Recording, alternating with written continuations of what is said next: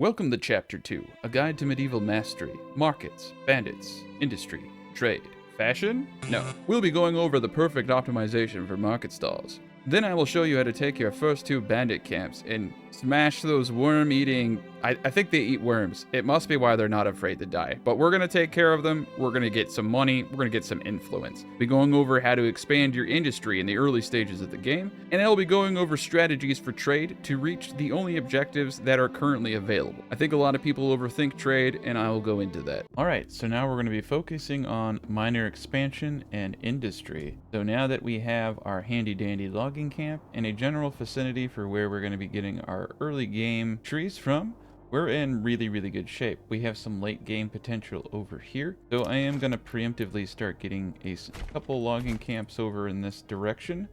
I'm actually looking at this. I think we are just going to preemptively move the logging camp. The reason I had originally put it there is because I needed something very close in the area to get my houses up in time to get those people moving. So what I want to do now is just kind of make a little bit of a pathway and road, and we'll keep it close, you know. But what I do with my saw pit is I keep my saw pit closer to the storehouse because the boards are a little tricky to move around, whereas a log is generally easy, especially with a bunch of ox to move over. I like having my boards near storage and the buildings that I'm going to be using to make bows and shields and all types of stuff. Now, we are in a bit of a different scenario here because we have iron deposits, and that allows us to create things that I normally wouldn't. Without my iron deposit here, I mostly would sell bows, boards, and even the widgets, the little parts, the wooden parts that you can make. Those are all great trade items. But we're going to be focusing more on some of this iron and actually selling raw iron. Another good thing about having the storehouse here this close to the iron deposit is it's all going to work really well. My trade post is most likely going to go right here. Having the trade post right next to the storehouse and right next to the granary is going to lead to some really good synergy in trade. What we're going to do is we're going to move these hitching posts over to the area where I'm going to be moving my logging. We're going to put the log guy over here, and we're going to move these hitching posts over there as well. And we're going to put a storehouse up in its place. So we're going to let everything here play out. We do want to get these supplies off the ground, our tools especially. And let's just kind of dial in what everybody's doing. We're going to put one person into the granary. Okay, so let's explain Burgage plots and how all of this works. Now, one of the best tools that you can use in this game is go to your Burgage plot tab up here. You can see I have 11 occupied and 13 constructed. Now, this design calls for 20 Burgage plots, and that is because it perfectly aligns with the market stall itself, which has a capacity of 20. All right, so it's very simple. Check this Burgage plot out. My food stall supply, it needs 2 types of food available in the marketplace to hit 100%. So this becomes a very easy math. Now, when I have constructed 20 Burgage plots, and I have occupied those 20 Burgage plots, and they are tier 3, it is going to demand 4 food types. So I am planning for the future, the full picture as it is with this design. 4 food types times 20 Burgage plots equals 80. I need 80 available marketplace capacity, which is exactly 4 food stalls. 4 times 20 is 80. 80 and 80. So that is it. That is why I do that. If I go to 21 Burgage plots, I then need additional food stalls. I then need additional general common good stalls to have more wood, to have all of those things, so that I could hit these 100%. So there's this massive cost that comes when you go from 20 to additional Burgage plots. What I do is when I go from 20, I go straight to 30 Burgage plots, and I try to get as many families as I can to make up for that additional cost of marketplaces that I need. Now, the thing that probably confuses people the most is they don't understand how market stalls work. You can see here, the market stall has perfectly put in the 2 food types I need. Now, I have tons of different foods, right? I have vegetables, berries, eggs, and meat. It will fill that food stall with exactly the additional amounts I need. And it will take into consideration what I need to do to hit the demand of food types that I have currently between my Burgage plots. So at tier 4, when I have 4, it will fill these food stalls so that you have a perfect distribution of goods to hit 4 food varieties. You might have 6 foods in there, you might have 7 foods in there, but it's going to mix and match. You're never going to have more of one food than is necessary for you to perfectly hit your 100% food variety. It does this all for you now in the background. All you have to have is the available room, and it does the rest. Now, when you separate your marketplaces, you're going to have to change the rules, because you might be in a situation where your food supplies dwindle, and that food over here, like say it was honey, say I put a granary over here and did honey, I might need that honey to hit the 4th food type. So when you separate your marketplaces, it's best to have another market stall just to offset the chance that you might need that food. But when you have everything in one pot like this, all you have to do is basic math. How many Burgage plots do I have times how much food variety do I need, divided by 20, rounded up. We're expanding our available living space by 1 over here to help get the next family by the 1st of June. So we really want that family. We're also going to get 2 people in the forager hut. We need to start picking up these berries, especially in grow season. We need a lot of food, and this is the best place for us to get it. Hunting camp, we're putting 1 person in there. Now remember, what you want to do for animals is about half their population. So we're 20, we're going to do 10. If you have a rich animal deposit, you're going to want to do half of 40, which is 20. So just do about half of what it is. That seems to be the good Goldilocks zone for them breeding at a pretty fantastic rate. We need to get a 5th house up and a lot of things. Now, you know I am a big proponent of corpse pits. Well, another thing about corpse pits is 1 corpse pit is exactly 2 double Burgage plots with backyard extensions. For the majority of my artisan buildings, I use single plots, but what I've actually been going to now is just doing them as double plots and not extending the other household family unless I want to. This gives you the option, if you want a certain production building, to have additional family members, that in the future, so you don't have to destroy it and reset it. So what we're going to do here is pause, and we're going to start moving stuff around. We're going to move this hitching post, like I said, over here. Because there, yeah, we got 5 logs. Okay, cool. So it's reserved. What we want to do in this situation is probably say, hey, this is like probably a fantastic location for a trading post. And 1 corpse pit is good enough, okay?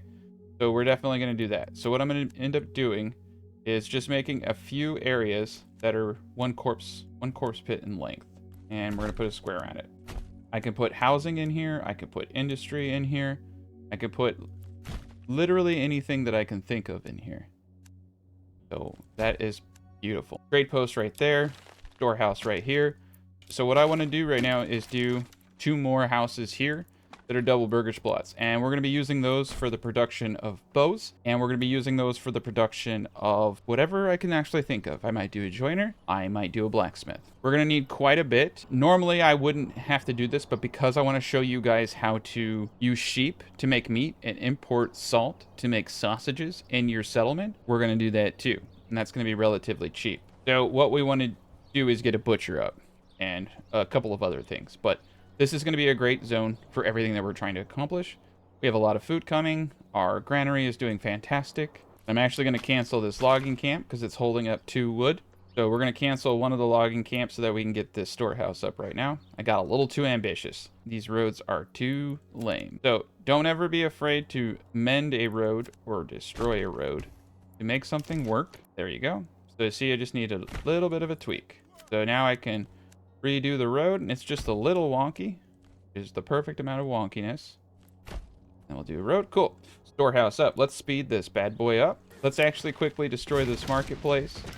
So since we're allocating our storehouse here, we don't need a specialized market area. I'm going to show you 2 ways to do this, but I am going to do it the fun way, which is to have specialized markets. If I wanted to, I could expand this. Now we're going to need 1 market stall per tier of clothing needed at tier 3, which is just 2, and 1 market stall for firewood or coal. But you only need 1 fuel available per 20 Burgage plots, so 3 market stalls. So with the 4 food and those 3, for a total build in this city, I only need 7 market stalls available. So what I can do is destroy the area over here, which I've given you ample room, and you can say, hey, I want 7 market stalls here. Or you can dial it in even more And in the back part of this, have 3 stall locations. Go into the advanced tab, say don't store any food here, and just have it available for the crafting materials. And they will automatically do what needs to be done. The general goods stall can hold both wood and clothing, so at low levels this makes a whole lot of sense, but having it right next to the storehouse makes it just a bit easier. Now remember, firewood is collected from the storehouse now instead of market stalls. That is recent change in the new patch. Now, if I wanted all of it in one market, I would just slap it on down over here. I gotta wait for them to get these supplies off the ground. Okay, cool. I would just slap down my markets area over here. Stalls. Here's 9. That's really good. Like I said, for here we just need 4. I'm gonna have 5 just in case if I want to spice things up later. You can never hurt yourself having more than you think you're gonna need. And then pull this guy out, slap him back in. There he goes. Everything's hunky-dory. But that's how you do it. Then you would just go to the advanced tab. And we want to do this anyway because we're separating them. You would just have everything enabled if you just wanted to have one giant pit. But if you want to have a market specifically for these goods and a market specifically for those goods, it's totally achievable. Now later on, you could do something like have a honey producing area and then have a market stall that only has honey and then have a granary that only stores honey. I have guides that will do that too. I have other series that go over that. This series is simply about showing you how to make an effective city. So we got our next family. So we're at 7 families. We're all in good shape. So we need to grow our industry to meet the needs of our people. So we're going to put 1 person in the storehouse. This is primarily just to get the tools off the ground. We don't have to worry about firewood right now. You're probably like, well, what if my people get cold? Well, they're grown men, but they'll be fine. No, they don't start getting cold till winter. And you don't get an approval negative until winter for them being cold. But what I wanted to do now is get my 2 industrial houses up. So we're going to take these spots right here. You can see I don't have enough goods. And we have 1 log. So they got this logging camp up. I am going to go to the advanced tab because I don't want him wandering over here. This is a good area for us. I'm going to put his radius here. Perfect. And then this logging camp, we're going to put its radius as both these areas. You can see that we are incredibly wood rich. This won't always be the case for you. You aren't always going to be wood rich. My suggestion to you for logging camps is have 1 forester at a minimum per logging camp. Some people do 2. I just do 1 per logging camp and it seems to do well. But I have 3 different logging camp areas that I generally do things in and I rotate them. So when this area gets carpet cleaned, I turn it off. I fill in all the foresters. Then I put the 2 people here. So I just rotate my foresters and I rotate everything. In the early stage of the game when I don't have enough people. Later on, I do like a set it and forget it kind of approach. If I have extra people, I'll just slap them in a forester even if I don't need to. And we are going to micromanage just a little bit in the beginning of this campaign. Once our animals get to a certain point and everything gets to a certain point, we're going to pull back in a lot of ways. But everything is doing hunky-dory. The hitching posts are all moved. The logging camp is in its proper location. And there we go. We're starting to plow. So we're going to start getting some veggies coming in. That's going to help us with our second food type that we need to keep these people happy. Keep that approval up. We're also going to want to get up a woodcutting camp as soon as possible. 2 things that we want to get now are a woodcutter's lodge. I like to use the setup of the Marlin Brando to organize everything because you can just kind of just build things off of one another. Storehouse is here. I'm going to put the saw camp right there. And we're going to place the woodcutter's lodge pretty much anywhere we want. We want to make sure it has enough wood around it. So I'm going to place it right back here. I think this is a good spot. And then I'm going to seal this off. And we're probably even going to put like a 2 hitching posts right here behind the saw pit. All right, so the berries are out of season now. So we only really need 1 person picking up the rest of these berries. I'm going to put 2 people. We desperately need to get another house up. So, all right, yeah, saying we're out of firewood. Don't worry about that. It's July. If anyone's getting cold in July, they're a mental case. So, all right, here we go. Building both the double. So we're just not going to expand them unless we think that industry needs more families to produce items, which is a possibility. Like I said, as long as you don't expand, you don't have to worry. The trade post is definitely going to go right here. This is such a beautiful spot. I am going to put 2 people into this logging camp. I think we need a lot more. Once we get this Burgage plot up, that'll be the 5th Burgage plot. We will get our spearmen. we will start building our spear army. So I'm going to just recruit them right now. And once we get 20 people, we're going to go for this first bandit camp over there. And I'm going to show you how to take that bandit camp without losing anybody. All right, so we have our first point. We're going straight for apples. The reason we're going straight for apples is once I take that bandit camp, I'm going to use the money we gain from that bandit camp to get apples going and to get other things going, like potentially more ox. Probably more ox. Ox are life in this game. We got everything off the floor, so I'm actually going to remove the storehouse worker and have him help out in building these houses. We definitely want to get this house up before the first. Cool. All right, we have 1 extra living space for that person. Now, don't expand your living space if it's going to tap that 1 available living space. This is a mistake I've made, like right before the new year. Make sure you always have 1 available living space. If you upgrade to expand living space, you won't be able to put anyone in that house, and so you might miss out on your person moving in. How many wild animals? 11. Okay, so we're gonna pull back the hunting camp now. Berries are depleted. We're gonna pull that back. We have 132 food, 117 berries. That's enough. It is enough for us to not die. As I said, we're not going over 20 Burgage plots. I am going to probably want 5 artisan buildings for a design like this. So we're going to have malt house up here. We're going to want our brewer up here. So we'll have a trade post right here. And what's great is you can kind of do this every one. I'm thinking that this is actually kind of an interesting place right here. Industry right there. So let's get these 2 bad boys up. So we're going to have 1, 2, 3, 4, and then a 5th, 5, 6, 7, 8, 9. So I have 10 more houses that I need to place in a good spot. So let's again go into our farm plot tool and make sure that we're not doing anything on any barley or rye. So we can see here, we have a really good area. So this is what you want to look for. You want to look for your Goldilocks zone. Over here, this could be used for rye cultivation. So I don't really want to put houses on this side. Right here is perfect. There's no trees growing. It's barren. So I'm just going to kind of map this out right now. So we want to get a church up. We want to do a couple things. So we're going to put a timber reserve of 6. You need 5 for the church. I like to do 6 so that I could build 3 double Burgage plots at a minimum. And we're going to cap plank production to 20 for now. We're going to keep it low. We have plenty of living space. Now remember, we're not extending the families on these living spaces unless we want to. So what I'm going to do is just get a road going from here to here to help the ox move logs to additional storage. The ox are just really crazy about traffic laws. I don't know why. I just love roads. I've never really understood it, but I'm not going to argue with it. Just going to use it to my advantage. All right, 1 more family to move in, and we will have a full army and be able to go out. We're going to put 1 person into the woodcutter's lodge. We're going to put 1 individual into the saw pit. We're going to place 1 individual back into the storehouse now. We're going to get our first trade post up. We're going to do it right where I said we were. Right there. Perfect.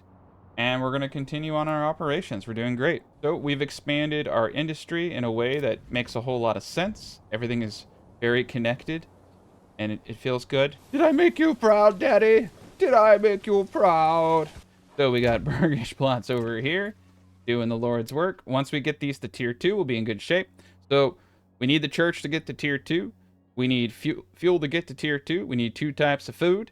And we need the clothing. We're going to go to our industry tab, and we're going to get the tannery up. Now, I usually like to keep my tannery and my hunter as close as possible. You can do that, but to be honest, the storehouse guy does not do that much work, and we're in good shape. So we're going to need to get boards up to do the tanner. So we got a lot of work for these individuals to do. Let's see how many logs we got going on. We have 9 logs. I'm going to need 10. Oh, I think I'm going to change my mind and put this bad boy up to 10 reserve lumber. I'd really like to get all of those houses going just so I don't have to think about it anymore. And then we'll wait on the other 5 houses because quite honestly, it's going to be a little difficult to feed the amount of people I have coming in. They're hungry, hungry hippos. We have some time. Once the veggies and everything gets going, we'll be in good shape. All right, so we got our 10. So we're going to do the 5 double Burgage plots. And you can do this in any way that you want. I kind of feel like I want to keep like a vibe, right? So I think the vibe here, if I'm not mistaken, is kind of like this California-shaped Burgage plot dealio that I'm doing. So 1, 2, 3, 4, 5. So I guess it's just subconscious, but that does, to me, that does fit a little bit nicer. So we'll do the same thing. 1, 2, 3, 4, 5. Okay, so we got 5. All right, so we got our soldiers. So we're gonna go take this bandit camp. So make sure your people are not running. You do not want their fatigue getting low. And so we're gonna put these guys in 2x2. If you string them out like this, you're gonna lose people. You keep them solid, you know, hugging each other. They're gonna feel that that teamwork. They're gonna want to live. I don't know. It just has to do with people being center of mass. Because these banditos, they kind of come right on you. That sounded weird. They charge right at the core of the unit. So the more people you have, you know, the more hits you're getting off of. There we go. Yeah. Okay. So what we're gonna do is start going towards these gentlemen over there. And when they start charging at us, we're going to pull back into our region so that we can get the in-home region bonus of plus 90. It's going to increase our effectiveness and just kind of decrease the chances of people dying. While minimal, and honestly, I've been able to charge in the regions and not do it. I just have a tendency to take whatever advantages I can get. Okay, here they come. They're probably a little pissy. They look pissy. They're running. They're fully angered. Now we're gonna go into stand your ground. What this does is it doubles our defense, but halves our attack frequency. We're only using this to absorb their charge damage. They're gonna come at us. They're gonna charge. They're gonna whack us. Then we're gonna go out of stand your ground into push forward. Our best advantage here is actually our attack. You just want to do this to absorb that damage. You will lose a lot of people if you remain and stand your ground. All right, so here they come. They're an ornery bunch. All right, so that was the charge. You can feel it. You can feel that whack. So now we push forward, and we're all having a good time. I mean, I'm having a good time, but I'm only watching. All right. Yeah. All right, we're going to speed this up a bit.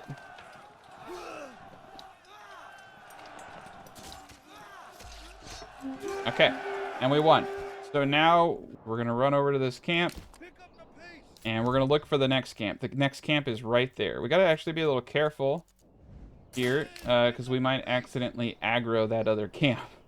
So I did not see that. We're going to walk in case we aggro that next camp. Yeah, that's a little interesting. I've never had the camps that close. Now, I usually always lose 1 or 2 men, regardless of any of the tactics I use. I've tried going back and disbanding them and letting them rest. There seems to be some kind of damage threshold. So even though I didn't lose anybody, some of my individuals are damaged. So we're going to send this to the nearest town. We're going to walk ourselves back over here, and we're going to slowly try to approach these individuals. We might lose a few spearmen, but we're going to send the rest of the money to our treasury so that we can hire mercenaries. And we don't have to care about rushing into weapons or anything. So, apple orchard time. Okay, we want to expand this living space as well. All of these individuals can have their living spaces expanded. And I'm going to buy chickens for the remaining individuals over here. They're a pretty good distance from the granary, so it shouldn't overwhelm the granary too much to go out and collect a few eggs. The reason I like to have the apples and veggies dialed in on the granaries because you start getting hundreds. So they only move 10 at a time. So having your granary right here is going to severely increase the optimization of moving those goods. So now that we have these plot points up, I'm also going to change my reserve back down to 6. Now that we moved all the logs into these houses, I'm actually going to up the boards to 40. The logging camp is doing very good over there. The berries have not started growing yet. The animals are coming back, so I'm going to place 1 individual into the hunting camp. Take a gander. We got 1 in the wood. We got 1 in the saw. I think we're actually going to put 3 in the logging camp. We have a trade post up, so let's pause real quick. So one of the first items that in the game that you're going to want to trade is going to be firewood. You're going to make way more firewood than you know what to do with. We have 5 months worth of firewood, so we're going to set this at 100. We're going to sell anything over 100, and we're going to buy a trade route for it. If you don't buy a trade route and you have a minor trade item, there will be these people I call the wandering assholes. And they'll buy like 1 or 2 things, or they'll sell you 1 or 2 things. They can sell up to 10, but they don't always. And they're just not very efficient, and they're not reliable. But if you buy a trade route, not only are you able to get your own horses and send your own families out, which we're going to do right now, put a family in here, you also have the chance of one of their horse traders coming in and buying stuff too. So it doubles your potential for trade, going from 10 to 50. So horses can move 50 goods. So yeah, buy trade routes. Very, very important for trade. We'll want to get a horse and we'll want to get tons of stuff. We'll also want to get a hitching post next to the trade post. I'll put that right here for horsies. And we're going to try to aggro these bandits without going into the woods. You get a negative when you're in the woods. Okay, here, the bandits are coming. So let's get into position. And as you can see, we're in the home region. The fatigue of negative 20% is hurting us. Our effectiveness is going up. But yeah, that might cost us a few men. And I'm okay with that. Okay, here they come. They're all pissy. Is understandable because their lives do suck. But here we go. We're probably going to lose 1 individual at a minimum and 2 at a maximum. Oh, look at that. We lost nobody. That's the power of negativity. I don't know. Okay. Well, that's good. Now we can just run on over. I don't see any other bandito camps. And if you want to deny the ability of the Lord to expand, you need to attack every bandit camp that you see. I'm actually getting influence too. All right. So treasury. So we got the influence from defeating the raiders. As long as you take every bandit camp, he cannot expand. All right, cool. So now we're going to walk it back. We have 161 coins, which gives us the ability to recruit mercenaries down here and create new units. You can come in. We got one for 30. So for 30, we can recruit these bear people, and they can easily take out those banditos. All right, let's get people back to work. And we have 6 available living spaces. I'm not going to expand anything right now because I'm trying to build up for that church. And we want to get to tier 2 as fast as possible because tier 2, we get 1 regional wealth per family. So now that we got some cash, let's get an ox. And we got 97. So early game, chickens honestly do help when you don't have that much tier 2 food coming in. Just having any kind of extra food, it helps. So we're going to chickenify all of those plots right here. So we're laying 1 egg per burgage plot every month. That's a big deal when you're at these low levels. I only have 12 families, so 5 eggs, like half of my families right now can be fed through those eggs. And with the berries and the meat, it's going to be a lot easier at this early stage of the game for me to maintain that 100% food variety. So we're going to get the tannery up now. We have 100 firewood, so we're going to start selling firewood now. We're going to upgrade the storehouse with those boards. We're getting a lot of stuff coming in. We're going to need to upgrade the granary. Do not upgrade the granary yet. You need that stone for the church. We need Jesus, okay? You can put your church anywhere you want. Yeah, I'm going to put my church right here. Boom. All right. So now that we have that up, what we want to do is start getting more stone. So typically you're going to have an area like this. I have a rich stone deposit, which is like the saddest thing in the world to have. I'm going to find kind of a halfway point between me and the stone. We'll put him right here. But we're going to want stone to upgrade the granary, upgrade the well. This well, like I said, it will do exactly 15 burgage plots.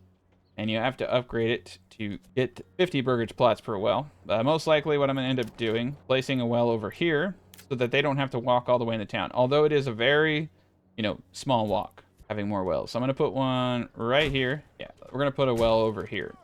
So these houses don't have to go in there. And so that these houses over here have easy access to the well too. So I've never really needed to do a tier 2 well. I'm hoping at some point they give you a amenity bonus or approval bonus for upgraded wells. All right, so the church is almost up. We have a lot of free families right now, and that's okay.